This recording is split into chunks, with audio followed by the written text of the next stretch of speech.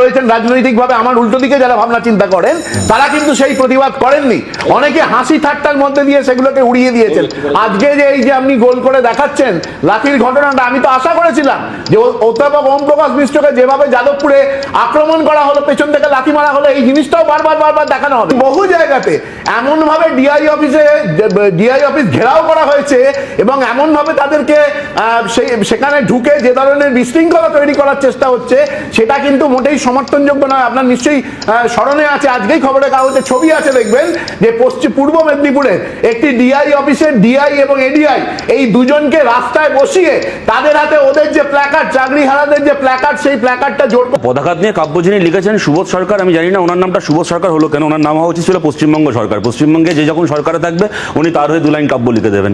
কিন্তু আমি ওকে দেখাচ্ছি যখন ওম প্রকাশ মিশ্রর ধাক্কা খাওয়া দিয়ে শুরু হচ্ছে কেন, তাহলে আরো আগে থেকে শুরু হোক, রায়গঞ্জ সুরেন্দ্রনাথ কলেজের প্রিন্সিপালের মার খাওয়া দিয়ে শুরু হোক। এবং তখন ফুটেজ পাবেন, তখন সমর্থন করেননি ছাত্রদের সাথে শিক্ষকের মার খাওয়াকে। আর মুখ্যমন্ত্রী তখন স্বামী বিবেকানন্দকে কোট করে বলেননি এটা ওদের রাইট টু ব্লান্ডার, ওদের কাছ থেকে শিখতে হবে এখন শিক্ষকের সম্মান।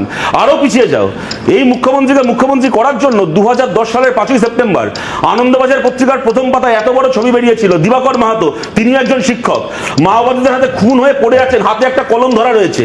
ওই দিবাকর মাহাতোর কলম ধরা হাত দিয়ে আলোচনা শুরু হোক, ওম প্রকাশ মিশ্রের হাত ধাক্কা দিয়ে শুরু হবে কেন?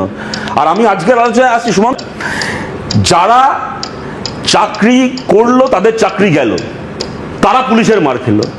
যারা এর আগে এদের চুরির জন্য প্রতারিত হয়ে আজকে 7 বছর 8 বছর 9 বছর ধরে ধর্ণা দিচ্ছে, তারা একাধিকবার পুলিশের মার খেয়েছে, কখনো গান্ধী মূর্তির সামনে, কখনো বিকাশ ভবনের সামনে, একাধিকবার পুলিশের মার খেয়েছে। যারা চাকরিটা বিক্রি করলো তারা শুধুমাত্র পুলিশের স্যালুট পেল আজ পর্যন্ত। আজ পর্যন্ত একটা উদাহরণ দেখাও দেখি যারা চাকরিটা বিক্রি করেছে তাদের গায়ে একটা পুলিশের আঁচল লেগেছে। এমনকি যে পার্থ চ্যাটার্জি, অর্পিতা যে জেল কাটছে, তারাও জেলে গেছে সিবিআইডির জন্য। মমতা বন্দ্যোপাধ্যায়ের পুলিশের কি ভূমিকা আছে চাকরি চোরের বিরুদ্ধে একটা ব্যবস্থা নেওয়ার ক্ষেত্রে? কারণ আজকে প্রশ্ন করা হচ্ছে এনারা কেন গেছেন? এনারা তো প্রথম দিন যাননি ডিআই অফিসে, দিনের পর দিন এদের সঙ্গে প্রতারণা করেছেন। প্রথমে যখন মামলা হয়েছে বলেছেন যে না, সব রিক্রুটমেন্ট ফেয়ার হচ্ছে, কোথাও কোনো অসুবিধা নেই, আপনারা চাকরি করুন, কোনো অসুবিধা হবে না। তারপরে যখন হাইকোর্টে মামলা হলো, কেস হারলো সরকার, এদের চাকরি চলে গেল, তখন কি বললেন? তখনও সুযোগ ছিল, হাইকোর্ট বারবার করে বললো ওএমআর প্রকাশ করুন, ওএমআর জমা দিন। বলো কোনো ওএমআর জমা দিতে হবে না, আমরা ওএমআর নষ্ট করে দিয়েছি, কিন্তু কোনো অসুবিধা নেই, সুপ্রিম কোর্টে আমরা বুঝে নেবো। আপনি মমতা ব্যানার্জি আপনি আশ্বাস দিয়েছেন, সেদিনও এটা ডিআই অফিসে যায়নি। আমি বলছি যাওয়া উচিত ছিল, সেই দিনই যাওয়া উচিত ছিল। এনারা আপনাকে ভরসা করেছিলেন, এনারা তো কোথাও যাননি, কোথাও বিক্ষোভ দেখাননি। সুপ্রিম কোর্টে আপনি নাকি বুঝে নেবেন। যেদিন স্টে অর্ডার হলো উদ্বাহু হয়ে নৃত্য করলেন, যেই তো বলেছিলাম সুপ্রিম কোর্টে বুঝে নেবো, বুঝে নিয়েছি। আজকে সুপ্রিম কোর্টের রায়টা গেল, সুপ্রিম কোর্ট বারবার করে আপনাদের কাছে ওএমআর চাইলো, দিলেন না। তারপরে নেতাজি ইন্ডোর স্টেডিয়ামে মুখ্যমন্ত্রী সভা করলেন, একটার পর একটা মিথ্যে কথা বলে গেলেন। বলা হলো মাইনে বন্ধ হবে না, স্যালারি পোর্টাল বন্ধ হয়ে গেল। তারপরে এরা যাচ্ছে এবং এখন থেকে ছিলেন নেতাজি ইন্ডোরে সভা তো ছিল যারা চাকরি হারিয়েছে তাদের জন্য। আচ্ছা, হ্যাঁ, এক্স্যাক্টলি, ভেরি গুড। আপনার বলার সময়, আপনার বলার মাঝখানে থামিয়ে দিয়ে আমি সহানুভূতি দেখাইনি, এরপর থেকে দেখাবো কিন্তু এরা বলে কেমন সহানুভূতি না আপনার।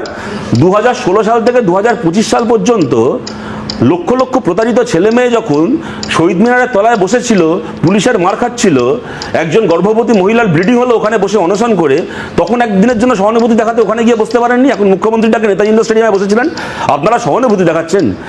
মেদিনীপুরের যারা ডিআই অফিসে যারা বিক্ষোভ দেখাতে গেছে, তারা কেন আমরা যোগ্য সেই প্ল্যাকার্ড ডিআই এর হাতে ধরিয়ে দিয়েছে, ডিআইএস এর হাতে ধরিয়ে দিয়েছে।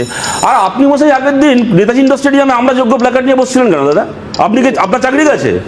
নেতাজি ইন্ডোর স্টেডিয়ামে তো আপনার ছবি বেরিয়েছিল ফেসবুকে, আমি দেখাচ্ছি, চেক করে আপনাদের দেখাচ্ছি, ছবি দেখাচ্ছি, ভিডিও দেখাচ্ছি। আমি আপনাদেরকে বলছি আগের দিন এই কথাটা হয়েছে এখানে। হাইকোর্ট রায়টা দেওয়ার পরে, হাইকোর্ট রায়টা দেওয়ার পরে এই যে সরকার বলছে আমরা সুপ্রিম কোর্টে অ্যাপিল করেছি, অ্যাপিলটা কি নিয়ে করেছি?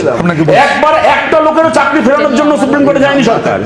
ক্যাবিনেটের বিরুদ্ধে তদন্তের নির্দেশ যে হাইকোর্ট দিয়েছিল, জাস্টিস অভিজিৎ গাঙ্গুলি সেই সময় দিয়েছিলেন, যাতে ক্যাবিনেটের বিরুদ্ধে, মমতা ব্যানার্জির বিরুদ্ধে তদন্ত না হয়, সেই অ্যাপিল দিয়ে সুপ্রিম কোর্টে গেছে।